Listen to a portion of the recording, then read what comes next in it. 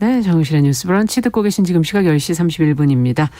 필환경 시대를 맞아서 기후변화의 심각성을 좀 되새기고요. 환경 이슈들 짚어보겠습니다. 환경하자 서울환경운동연합의 이유리 팀장 자리해 주셨습니다. 어서 오십시오. 네, 안녕하세요. 자, 오늘은 어떤 얘기를 좀 해볼까요? 네, 오늘은 말도 많고 탈도 많았던 P4G 서울 정상회의에 대한 이야기 가져왔습니다. 네. 지난 5월 말에 서울에서 제2차 P4G 서울 정상회의가 개최되었었는데요. 네. 한국에서 개최된 최초의 환경 분야 다자 정상회담이었고 그럼요. 또 많은 눈길을 끌었고 심지어 또 정부에서도 엄청나게 홍보를 했거든요. 예. 그래서 이 P4G가 무엇인지 그리고 또 왜 말도 많고 탈이 많았는지 얘기를 해보려고 합니다. 말 많고 탈 많았는지 몰랐는데 잘 되고 있는 줄 알았는데요. 저희만 알았나 봐요. 아, 그런가요? 그러면 네. P4G가 일단 뭔지부터 좀 설명해 주세요. P4G라는 그 말의 줄임말인데 이렇게 해석을 해보면 예. 녹색 성장과 글로벌 목표 2030을 위한 연대라고 보시면 되겠습니다. 네. 그 정부기관과 기업, 시민사회 등이 파트너로 참여를 하면서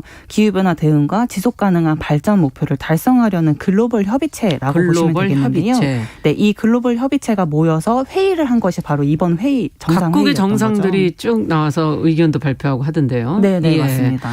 일단 2015년에 열린 유엔 총회에서 2030년까지 달성하기로 한 의제가 있었습니다. 그게 예. 바로 지속가능 발전 목표인데요. 예. 각 나라가 발전은 하되 지금 이 기후 변화 상황이 너무 심각하니 좀 더 지속 가능한 발전을 지향하자라는 목적으로 뭐 예를 들면 기아 종식, 성평등, 깨끗한 물과 위생, 뭐 불평등 완화, 그리고 기후 행동, 깨끗한 에너지 이런 것들을 이제 주제로 경제, 환경, 사회 부분이 좀 더 조화롭고 지속 가능하게 발전할 수 있도록 이런 필요한 목표들을 17개를 목표를 설정을 했습니다. 17개의 목표가 있어요. 네, 예. 맞습니다. P4G의 목표는 이 2030년까지 달성하기로 한 이 지속 가능 목표 중에 17개 중에 총 5가지 식량, 물, 에너지, 도시 그리고 순환 경제 이 주제로 해결책을 또 개발을 해서 개발도상국에 제공을 하는 그런 역할들을 하고 있고요. 네. 2018년 10월에 덴마크 코펜하겐에서 처음 1차 정상회의가 열렸었고 예. 그리고 이제 5월에 제2차 P4G 정상회의가 바로 서울에서 열렸던 것입니다. 네, 그렇군요. 그럼 2030년까지 아마 이런 식으로 계속 이 협의체가 계속 운영이 되면서 그렇죠. 그 17개의 목표를 계속 논의를 하게 되는 거군요. 네, 이번에는 맞습니다. 이제 5가지를 주로 네. 얘기를 했다는 그런 말씀이신 것 같은데 네. 식량, 농업, 물, 에너지, 도시, 순환경제 이렇게 5분야의 어떤 해결책을 개발해 보겠다. 그렇죠. 자, 그러면 결과가 나온 게 이제 중요하지 않습니까? 시작이 됐고 그렇죠. 이제 끝났으니까 네, 맞습니다. 결과를 점검해 보도록 하죠. 네, 일단 이틀 동안 진행된 이 제2차 P4G 서울 정상회의는 서울 선언문이 채택이 되면서 마무리되었습니다. 네. 이 서울 선언문 안에 있는 내용들은요. 뭐 녹색 회복을 통한 코로나19 극복, 그리고 지구온도 상승 1.5도 이내 억제를 지향하자. 그리고 탈석탄을 향한 에너지 전환을 가속화하고 해양 플라스틱 대응 등을 하자라는 내용들이 담겨 있고요. 예. 이 이제 선언문에는 이제 미국과 중국을 포함해서 총 38개국의 또 국제기구 9곳이 서울 선언문에 대한 지지를 선언을 하기도 했습니다. 많은 국가들이 참여했네요. 네, 이렇게 예. 정상회의가 끝나고 나서 한국 정부가 이제 개발도상국의 녹색 회복 지원이랑 또 탄소 중립 실현을 위한 강화된 기후 환경 행동 방안을 국제사회와 함께 약속을 했다라고 하면서 이제 이게 바로 우리 이번 P4G 회의의 주요 성과라고 밝혔습니다. 네. 자, 서울 선언문의 이제 주요 내용들을 이제 정리를 해 주셨는데 뭐 그 외에도 더 많은 내용들이 들어가 있겠지만 네. 그러면 이제 여기서 앞서 얘기해 주신 개발도상국의 녹색 회복 지원과 탄소 중립 실현을 위한 강화된 기후 환경 행동 방안 이렇게 네. 이제 얘기를 하셨어요. 네. 탄소 중립으로 가려면 지금 어느 정도 단계에 와 있는 건지 어떻게 보십니까? 사실 굉장히 더딘 상황이거든요. 일단은 이제 2030년도까지는 탄소 중립을 위해서는 2030년도까지는 온실가스 배출을 45% 정도로 줄여야 되는 상황이고 예. 또 2050년도에는 탄소 중립이니까 0% 수준으로 가야 되는 거죠. 네. 그러니까 그런데 30년까지는 반으로 줄여야 되는 거군요. 어쨌든. 네, 맞습니다. 근데 지난 이제 2018년도 국가 온실가스 인벤토리 보고서를 통해서도 예. 지금 계속 온실가스는 상향을 하고 있거든요. 그러니까 온실가스 배출량이 점점 계속 증가하고 있는 우리나라의 상황이거든요. 경우에. 예. 그런데 이제 여기에서 해서 뭐 석탄 발전소를 폐쇄하거나 신규 석탄 발전소 막지 않고 예. 에너지 전환하지 않고 그리고 기존의 온실가스를 내뿜었던 산업들을 계속 유지를 하면 즉 화석연료를 계속 사용을 한다면 계속 온실가스는 계속 배출량이 증가할 수밖에 없는 거죠. 그래서 지금 현재로서는 탄소 중립 실현이 거의 불가능할 정도라고 저희는 이제 예측을 하고 있는 상황입니다. 45%를 줄이는 게 중요한 게 아니라 늘지 않게 하는 것부터도 안 되고 있다. 거죠. 네. 네. 그렇군요.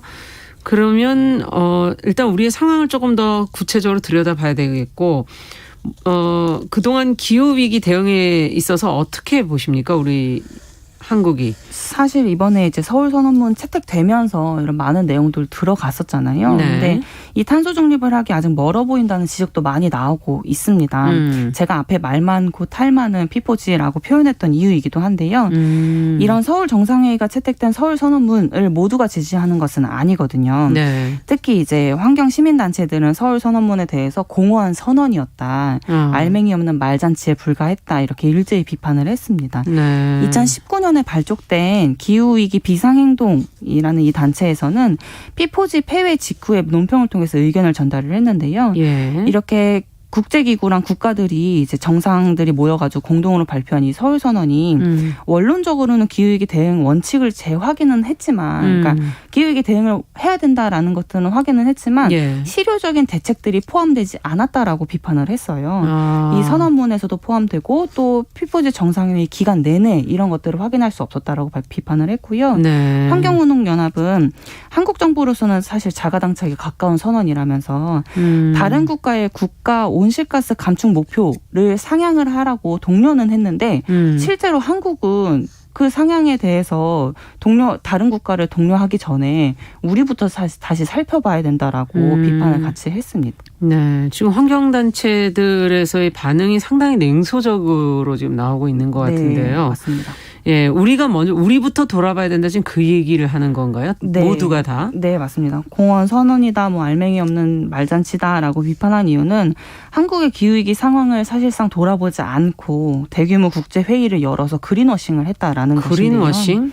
예. 그린워싱을 이제 말씀드리면 실제로는 친환경적이지 않은데 마치 친환경적인 것처럼 홍보하는 위장 환경주의를 뜻합니다. 네. 이렇게 그린워싱을 통해서 정부가 막 많이 노력을 하고 있다라고 이야기를 했다라고 그래도 보는 이걸 거죠. 계기로 좀 나아지지 않을까요? 이렇게 냉소적으로만 반응을 하시는데. 그렇게 된다면 예. 참 감사하고 고마운 일이기는 한데요. 예. 사실상 지금 현재 좀 더 살펴보면 방금 말씀드린 국가 온실가스 감축 목표 상향이 굉장히 이제 지금 현재 이슈에 있습니다. 이걸 좀 살펴보면요.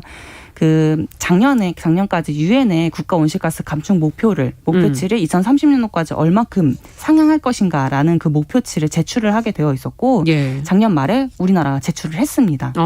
근데 올해 2월에 반려를 당했어요. 반려를 네. 왜요? 근데 이게 참 알려지지 않은 이야기인데요. 예. 유엔으로부터 목표치가 너무 낮다. 이렇게 하면 기후위기 대응 못한다라고 하면서 반려를 당한 사례가 있었습니다. 더 높여서 와라. 네, 상향치가 사실상 이전보다 상향되지 않았다라고 명확하게 지적을 한 사례였거든요, 유엔에서. 근데 이게 굉장히 어떻게 보면 되게 부끄러운 이야기이고, 네. 그러니까 모든 국가가 이 지구라는 이 생명체 이 공간 안에서 살기 위해서 모든 국가가 이 온실가스 감축 목표를 위해서 다 같이 해야 되는 상황인 건데 예. 한국이 굉장히 뒤처지고 있는 상황인 거죠.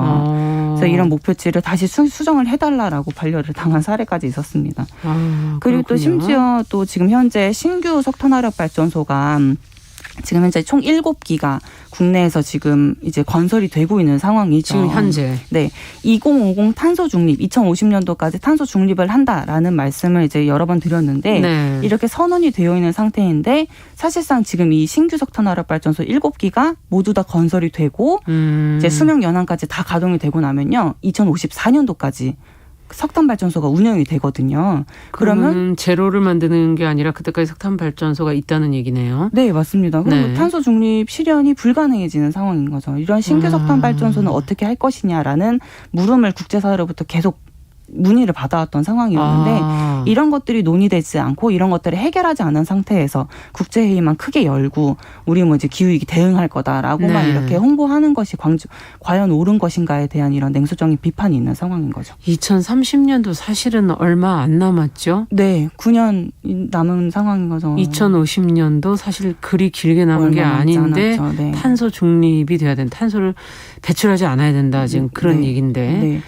이런 참 이야기도 시간이 없네요. 어떻게 네, 보면. 이런 이야기도 있거든요. 2050년도까지 탄소 중립 또 2030년도까지 국가 온실가스 배출량을 절반 수준으로 하려면 거의 전쟁 난 것처럼 이 온실가스를 줄이기 위해서 모든 노력을 해야 된다라고 하는 이야기들이 있어요. 네. 근데 사실 그냥 마치 그린워싱처럼 그냥 좋은 말처럼 이렇게 계속 온실가스를 줄인다, 탄소 중립한다라고 말하는 건 사실 실효적 대책이 아닌 상황인 거죠. 네. 끝으로 한 말씀만 더 하신다면. 국제회의 좋습니다. 회의하는 것도 좋고 이런 논의들을 많이 하는 것도 굉장히 좋아요. 네. 그렇지만 우리 국가가 우리 한국이 지금 어떤 상황인지 먼저 돌아보고 이런 회의를 열었으면 좋겠다는 바람입니다. 네.